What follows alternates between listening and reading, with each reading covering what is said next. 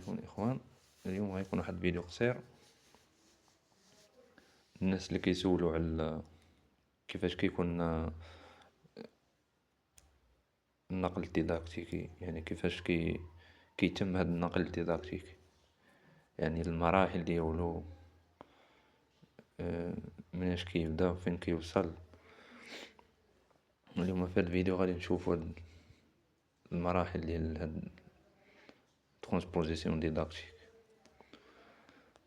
كما كتلاحظوا في العنوان درنا لي زيتاب دي بروسيس دو ترانسبوزيسيون ديداكتيك، يعني المراحل اللي كتتم خلال عملية نقل الديداكتيك. دونك أول مرحلة اللي هي سافواغ سافون، أي المعرفة العالمة اللي كتكون جاية من هاد العلماء والمفكرين. هذيك هي المعرفة العالمة، كنقولوا لها سافواغ سافون. دونك هذيك المعرفة العالمة كتحول لينا لسافواغ اونسيني، يعني المعرفة القابلة للتدريس. سافواغ اونسيني يعني قابلة للتدريس. ثم هاد لو سافواغ اونسيني كتحول لينا سافواغ اونسيني، معرفة هنا مدرسة، يعني اللي كتدرس، اللي كيدرسها الأستاذ، اللي كتكون في كتاب مدرسي. هذيك المعرفة مدرسة. ثم هذيك سافواغ اونسيني كتحول لينا لو سافواغ اسيميلي، يعني معرفة مكتسبة. يعني ديك المعرفة كنحولوها المعرفة مدرسة كنحولوها لمعرفة مكتسبة،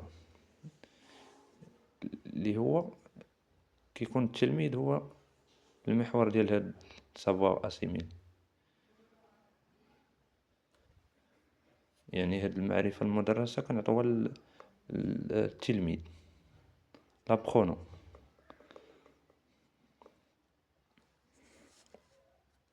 دونك هاد المرحلة، هاد لو سافواغ سافون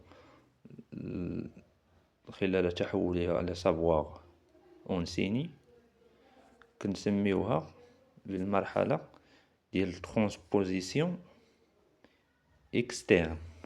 ترانسبوزيسيون اكسترن يعني النقل الخارجي. ثم هاد لو سافواغ اونسيني كتسمى ترانسبوزيسيون انترن، يعني النقل الداخلي هو اللي كيديرو الأستاذ.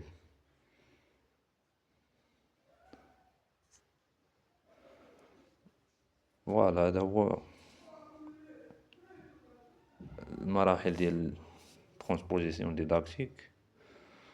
دونك هادشي اللي كاين في هاد الفيديو، منطولوش عليكم.